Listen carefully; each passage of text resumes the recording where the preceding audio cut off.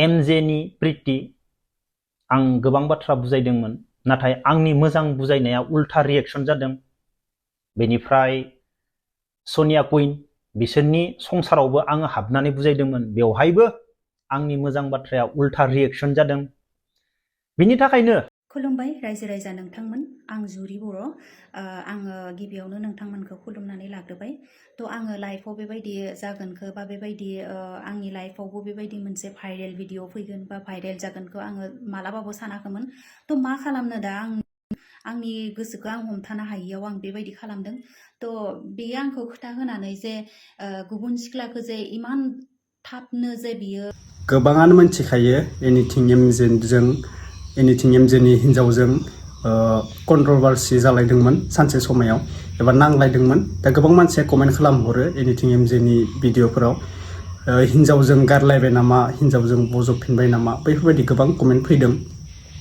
दा आङो बिनिनो मोनसे फिसा आपडेट हिसाबै लानानै फैदों। नोंथांमोना भिडिअखौ फुल जोबजासे नायब्ला बुजि मोनगोन। आरो नैबे भिडिअआ एसे आलादा जागोन, माने जेम्स ब्रादारा मा बुंखो हिन्जाव गारनायनि बागै, सोरबा गाबलाय खुबलायनि बागै, न'खराव पार्सनेल खोथाखौ लानानै शेयार खालामनायनि बागै जोंहा गासैजोंबो सिनायजानाय जेम्स मुसाहारी ब्रादारा मा बुंखोनाय जोबोद राइट बाथ्रा बुंदों। फार्स्टआवनो नोंथांमोना नायग्रोना लाबानो जाबाय। दा बयनिसिमबो फिन खेब बरायहरबाय, जायफोरा चेनेलाव गोदान गिबियावनो साबस्क्राइब खालामना लाबानो जाबाय। ओमफ्रायो भिडिअखौ मोजां मोनब्ला लाइक खालाम, माबा मोनसे बुंनो गोसोबा नोंथांमोना कमेन्ट खालामना बुङो। बेनिफ्राय एनिथिं एमजेआ मोनसे भिडिअ लाबोना होदोंमोन, ओमफ्राय सासे मानसिया कमेन्ट खालामदोंमोन। नैबे कमेन्टखौ नोंथांमोना नायना ला। ओमफ्राय एमजेआ रिप्लाइ फिनदों आरोना, मास्टार हौवानियाव सोंनानै ला होननानै। माने सोरबा बुंदों आरोना एनिथिं एमजेनि हिन्जावा मास्टार हौवाजोंसो हाबा जाफिनबाय होननानै। आंथ' बुंनाय बाथ्रा नङा, आं कमेन्टफोराव नुदों आरोना। ओमफ्राय एमजेआबो गावनो कमेन्टआव रिप्लाइ हरदों, नै मास्टार हौवानियाव सोंहैथां, गाइखेर बायना होयिनि थाखाय आंखौ ओरैबायदि माबा खालामबाय होननानै बिथाङा लिरनानै होदों आरोना। फार्स्टआव नोंथांमोना नै कमेन्टखौ नायग्रोना ला। दा बेनोसै, नोंथांमोना फार्स्टआवनो जेम्स ब्रादारा मा बाथ्रा बुंखो नायग्रोना लाबानो जाबाय। बे एनिथिं एमजेनिल' नङा, गोबां मानसिनि बाथ्रा बुंदों जेम्स ब्रादारा, बेखौ नायग्रोना लाबानो जाबाय फार्स्टआवनो। दे सासे सिख्लाया बा सोरबा सासे सेंग्राया गारनानै थांनायाव बे संसारा जोबाखै। जय हिन्द। जायख्लङाव नुजानाय रामधेनुनि गाब महराबो आलादा आलादा। थिग बेफोरबायदिनो मानसिनि जिउआवबो गोबां रोखोमनि गाब आरो महर लानो हागौ। जेरै बोथोर, दसेनो सान्दुं, दसेनो अखा, दसेनो गरम, दसेनो जोबोर मोजां, दसेनो बारहुंखा। मोजां मोनज्लायनायाव गारज्लायनो थाखाय सोरबा सासेया बाहानासो खालामो। मोजां मोनज्लायनायाव गारज्लायनानै माबायदि थानांगौ, दिनैनि भिडिअआव गोबां बाथ्रा सावरायगोन। भिडिअखौ जोबजासिम खोनासं आरो कमेन्ट बक्सआव कमेन्ट हरनो दाबाव। दिनै जोङो फेसबुक आरो इउटुबनि गेजेरजों जाबायदि दावराव नुगासिनो दङ, आङो बिसोर सानैखौ सिनायामोन। फेसबुकआव दावराव जाबाय जेब्ला गासैबो सिनाय मोनखायो। आरो आङो बुजायनो सानदोंमोन, नाथाय बुजायनो हानाय नङा। मानो होनोब्ला जाय हिन्जावा संसार जानायाव जोबोर दुखु मोनखांनाय सासे आइजो, दुखु मोनखांनानै फैनाय सासे आइजो, बेनि उनाव बिखौ दा सासे सेंग्राया फेसबुकनि गेजेरजों ओरैबायदि फानबोबाय, गोबां बायदिसिना बाथ्रा बुंनानै। दा आङो बिसोरनि दुखु सुखुखौ बुजि मोनदों। आङो बुजायनोबो सानदोंमोन, नाथाय आं बुजायनो हानाय नङा। थांखांनाय समाव आङो बेफोरबायदिनो एमजेनि प्रिति आं गोबां बाथ्रा बुजायदोंमोन, नाथाय आंनि मोजां बुजायनाया उल्था रिएक्शन जादों। बेनिफ्राय सनिया कुइन बिसोरनि संसारावबो आङो हाबनानै बुजायदोंमोन, बेवहायबो आंनि मोजां बाथ्राया उल्था रिएक्शन जादों।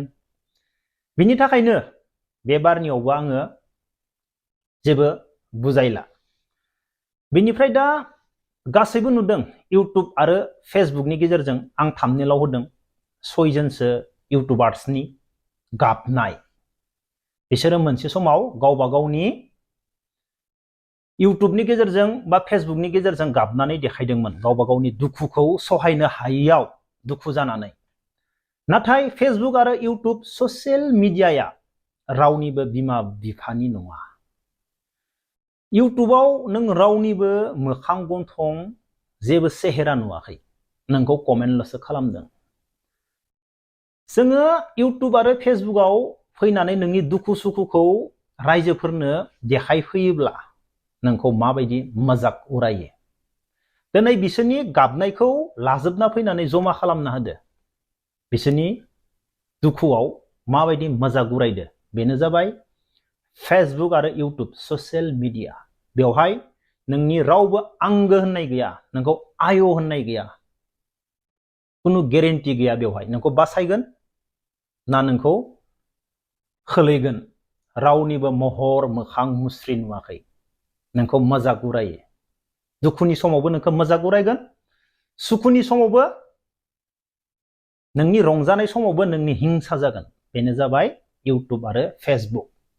रावबो फेसबुकआव बा इउटुबाव फैनानै गावनि दुखु सुखुखौ सहसाव बुंनानै लाफैनाङा। जियानो जा, दा जोंनिया मोजां मोनलायनायनि सायाव गोबां बाथ्रा सावरायगोन। खुलुमबाय रायजो राजा नोंथांमोन, आं जुरि बर'। आङो गिबियावनो नोंथांमोनखौ खुलुमनानै लाग्रोबाय। थ' आङो लाइफआव बेबायदि जागोनखौ बा बेबायदि आंनि लाइफआवबो बेबायदि मोनसे भाइरेल भिडिअ फैगोन बा भाइरेल जागोनखौ आङो मालाबाबो सानाखैमोन। थ' मा खालामनो दा, आंनि गोसोखौ आं हमथानो हायियाव आं बेबायदि खालामदों। थ' बेयो आंखौ खोथा होनानै जे गुबुन सिख्लाखौ जे इमान थाबनो जे बियो गनायनानै लागोन, आं बेखौ मालाबाबो सानाखैमोन। थ' जोंनि रिलेसना ओरैबायदि मोजांमोन, खिन्थु आङो साननोनो हाया जे बि आंखौ बेबायदि खालामगोन होननानै। थ' आंनि गासै प्रब्लेमखौ मिथियो। नोंथांमोननि सिगाङाव मा बुंदों जे आंनि प्रब्लेमखौ बियो मिथिया, आं बिखौ खोमसियाव लाखिनानै दोनदों बेबायदि होनदों। दायो नायदो सन्जिब बसुमतारिया आंखौ मा होनदों, नोंथांमोननिसिम एसे देखायनोसै आङो। आंखौ खोमसियाव दोनदों होनदों बियो। खुलुमबाय रायजो राजाफोर, नोंथांमोना गासैबो मिथिदों आंखौ लानानै ससियेल मिडियायाव बहुद दावराव जागासिनो दङ। जुरि अफिसियेल बे फेसबुक पेजाव जुरि होननाय सासे सिख्लाया आंखौ बहुद बदनाम खालामदों। जों सानैबो रिलेसनाव दङमोन, खिन्थु जेथिया आङो जुरिखौ मिथिबाय बियो सासे हाबा जानाय सिख्ला आगोलावनो आरो डिभर्सबो जायाखै, प्लास बिनिया आगोलनिफ्रायनो गथ' सासे दङ, राजा नामा। बेनिफ्रायनो आङो बिनिफ्रायनो साइड जाबाय। रायजोफोर, बेफोरखौ गासैबो मिथिनानै आं बेखौ माबोरै एक्सेप्ट खालामनो आरो आंनि न'खरा माला दायो आंखौ एक्सेप्ट खालामनो हाया। जेनेबा आंनि लाइफआव आङो रावबो सेंग्राखौ जे आङो बेबायदि थगायनानै बा आङो सिख्लासो बा आङो माबासो, आंहा प्रब्लेम गैया, जेबो प्रब्लेम गैया बेबायदि बुंफेरनानै जे आं रावबो सेंग्राखौ आङो दिनैसिम आङो बेबायदि फसायनानै आङो लायाखै। बा आङो लाइफ टाइम आं बिदि थानोबो हागोन, आं जिन्दगिखौ आङो लाइफखौ आङो जुजिलांनोबो हागोन आं हारसिं थानानैब्लाबो। मानोना नोंथांमोना खोनाखाबाय जानांगौ आङो मानि थाखाय आं बे भिडिअखौ होनाय जादों बा मानि थाखाय लाबोनाय जादों। आंनि गासै प्रब्लेमखौ आं बिनो खोन्थादोंमोन। ए टु जेड खोथा बियो आंनि मिथियो। जुदि मिथियाब्ला मानो इमान इमिडियेटलि हाबा खालामगोन बियो? बे बाथ्राखौसो नांगौ दा आंखौ सानथामनि आगोलाव गासै अल ब्लक खालामजोबदों। आंथ' हायरान जाला, मानो थाखाय ब्लक खालामदो आंथ' बहुद भाबिनानै पार मोनाखै। स' आङो दिनै खोनादों जे बिहा हाबानि डेट फिक्स जाबाय, सिख्लाखौ न'आव लाबोना दोनफैदों बेबायदि होनैबाय।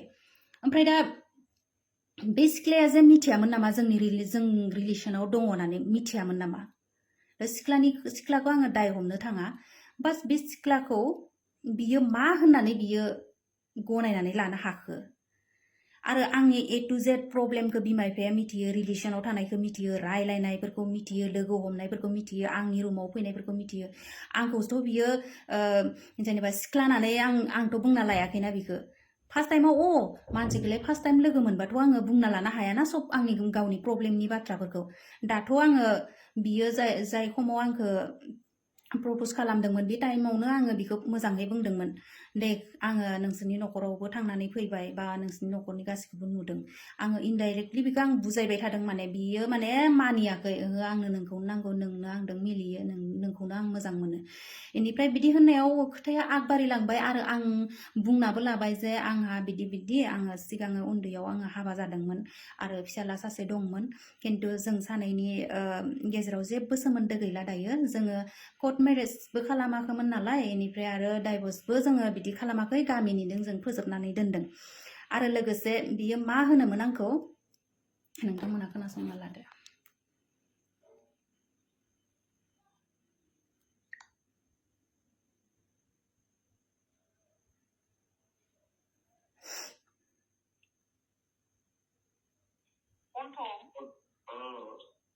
खोथाया गाज्रि जागोन मानानै गन्थं खोथाया गाज्रि जागोन मानानै गन्थं माबा राजाखौ मोजां लाखियाबानो खोथाया गाज्रि जागोन नांगौ लगायनांगौ फन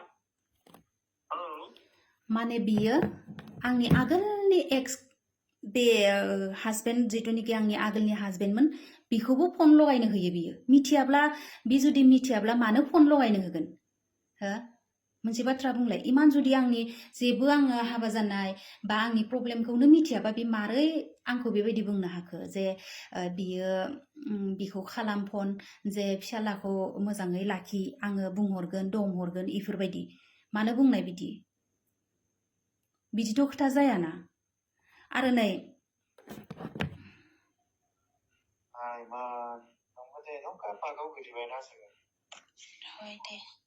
नोंखौ नुनायाव हाबा जानाय बायदि नुथ्रा आंखौ नुनायावनो हाबा जानाय बायदि गथ'आथ' दुरनि बाथ्रा हाबा जानाय बायदि खोथा नङा गामियाव हाबा जानाय बायदि नुवानो आंखो बिनिखाय बे आंखौ फसायदोंमोन नामा हाबा जानाय बायदि नुयिखाय आंथ' सब बाथ्रा बुंनानै लादोंना जुदि इमान मिथियामोनब्ला आं जुदि खोमसियाव दोनदोंमोनब्ला दिनै मानि थाखाय बियो बेबायदि बाथ्राखौ रेकर्ड जानांगौ बेफोर बाथ्राया बेथ' बिनिनो भइस ना नोंथांमोन आरो दंबावो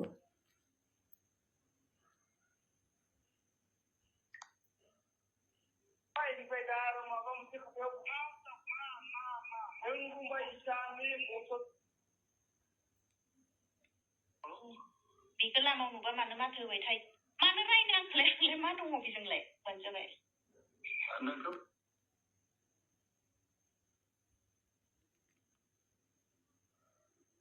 माबाबो एक्सेप्ट खालामा खारन आं सासेल' फिसाला सासेल' फिसालानो बियो न'खरनि सासेल' फिसाज्लाखौ आङो मिथिनानैनो नोंनिफ्राय गोजान जानो नागिरदोंमोन मिथिबाय आं नोंनिफ्राय न'खरनि सासेल' फिसाज्लानानैनो आङो नोंनिफ्राय गोजान जानो लुबैदोंमोन खिन्थु नों मानियासै आंखौ दिनै नों आंखौ खोमसियावसो दोनदों होनबाय आं माबोरै एक्सेप्ट खालामनो आंखौ एक्सेप्ट खालामनो हाला दा लाखियाखै बिसो आंखौ खोमसियाव लाखिदो रायजोफोर नंगौ रायजोफोर बेखौ आङो मोजां मोनदोंमोन आङो बेखौ हाबाबो लागोमोन खिन्थु जेब्ला आङो मिथिबाय बियो सासे हाबा जानाय सिख्ला आरो गथ' थानाय सिख्ला बेनिफ्राय आङो साइड जाबाय लोगोफोर आं बेखौ बुजायदोंबो खिन्थु बियो बुजियासै खारन आं बेखौ खोमसियाव लाखियाखै बिसो आंखौ खोमसियाव लाखिदो रायजोफोर बियो आंखौ आंनि फट' भिडिअखौ लानानै बियो आंखौ प्रुफ खालामनो सानदों जे आं बिखौ गाज्रि खालामदों आं बिनि केरियारखौ आं गाज्रि खालामदों बिनि माने लाइफखौ आं धंख खालामदों आसलते बाथ्राया बिदि नङा आं जुरिजों रिलेसनाव आं दङमोन खिन्थु जुरिजों आङो रिलेसनाव 100% दङमोन खिन्थु आङो जुरिखौ मालाबाबो आं सानाखैमोन जे बियो हाबा जानाय आरो बिनिया आंखौ मा होनदोंमोन हाबा जानायबाबो खुनु खोथा गैया बेफोरबायदिबो बाथ्रा बुंदों आरो इनिफ्राय ओरैबो बुंदों हाबा जानायालाय मा गोदोर बाथ्रा आङो बहुत खोन्थाना लादों बेखौ सब बाथ्रा बुंनानै लादों हाबा जानायानो गोदोर बाथ्रा नङा सबनि लाइफआवबो मोनसे माबा थाखायो माने जानो गोनां प्रब्लेमा थाखायो आं बेखौ आङो एक्सेप्ट खालामगोन बिदि होनदों आंहाबो मिचुर जाबाय नालाय बेफोरबायदि बुंदों बियो हा बे टाइमाव इनिफ्राय दायो जाहैबाय मा खोथाया आंसो बेखौ उल्टा आंसो माने बेखौ ब्लेकमेल खालामदों बा माबादों बेफोरबायदि बुंदों आरो दहायबो फंसे माने आन्टिजों रायलायदों आं बिनि बिमा आन्टिजों रायलायदों जे आन्टिया बुंदों मा नों आंनि फिसालाखौ बरायनासो लादों आरो इमान गिदिर फिसाला इमान मिचुर जानाय सासे सेंग्राखौ आङो पटायनानै लानो हागोन ना आङो बरायनानै लानो हागोन ना बेखौ ना बेहा गियान गैया नामा ना जेबोखौनो रोङा नामा बियो आं जे बेखौ पटायनानै लागोन मा बाथ्रा बुंनो फैदों आं बहुद दुखु मोनदों जाबाय आं बेखिनिखौनो बुंनानै नोंथांमोननि सेराव खुलुमनाय जासिहरबाय गोजोन्थों अब्ला नोंथांमोना भिडिअखौ नुखाबाय लोगोफोर बेखिनिसै आंहा बुंनांगौ जेबो खोथा गैखाला सोरबा हिन्जाव गारलायदों हौवा गारलायदों बेयाव बुंनांगौ खोथा गैया बेयो न'खरनि पार्सनेल लाइफ पार्सनेल खोथा जोंनि बुंनाया बिसो आं बुंलायनांलायला माने जेम्स ब्रादारानो बुंखाजोब्बाय जि बुंनांगौ बेनोमोन आंनाबो बेखौनो बुंगोन सानदोंमोन दा जेम्स ब्रादारा बेखौ मैयाना दाख्लै होदों आरोना शेयार खालामनानै जोबोद मोजां नांदों भिडिअनि गेजेरजों ओमफ्रायो सोरबा एक्टर एक्ट्रिसनि माबा दावराव जागासिनो बेखौथ' आं बुंनांगौ खोथा गैखाला सन्जिबनो सोरबा सन्जिब बसुमतारी ना ब्रादार ओमफ्रायो बै हिन्जावनि नामाबा मामोन जों मोनाव लाबाय थाया बेफोरखौ नुदोंमोन जोङो एलबाम ना फिल्माव नुदोंमोन बिसोरखौ दा एक्टर एक्ट्रिसफोरानो बेफोरबायदि देखायबाय थायोब्ला उन्दै उन्दैफोरखौ बिसोर मा फोरोंगोन बिसोर मानि थाखाय होमबा एलबाम गाखो मानि थाखाय फिल्म गाखो बेफोर नाटकखौ देखायनो थाखायसो बिसोरो फिल्म गादोंमोन नामा हाबा जाखांनायनो सोरबा गथ' दोङोनो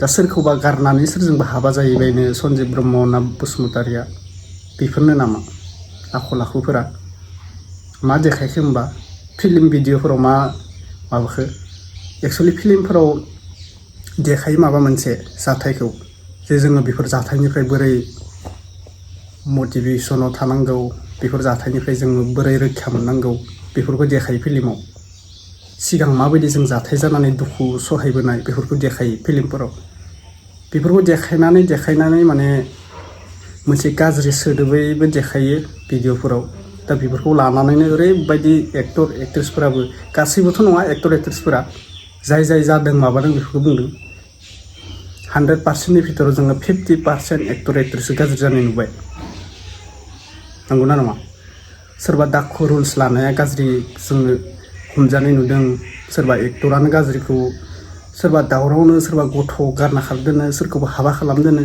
बैफोरनो जाबाय एक्टर एक्ट्रिसआ लासिंनो बलिउडनि एक्टरफोरखौ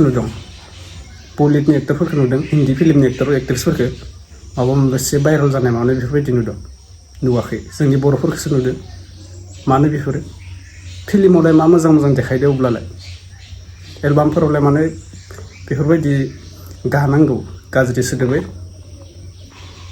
दे बुंबा दा खर'आव अरजोंगोन दा बुंबा खर'आव बेनिखायनो आं बुंथ'लायला भिडिअखौ फोजोबनाय जाबाय जायफोरा चेनेलाव गोदान साबस्क्राइब खालामदो भिडिअनि कुवालिटिया एसे लेथ्रा नुगोन जोंख्लाबदों सानदुं नालाय दा बेनोसै आरोना लोगोफोर अके नेक्स्ट आपडेटआव लोगो मोनसिगोन मा बुंनो गोसो बुंहरबानो जाबाय बाय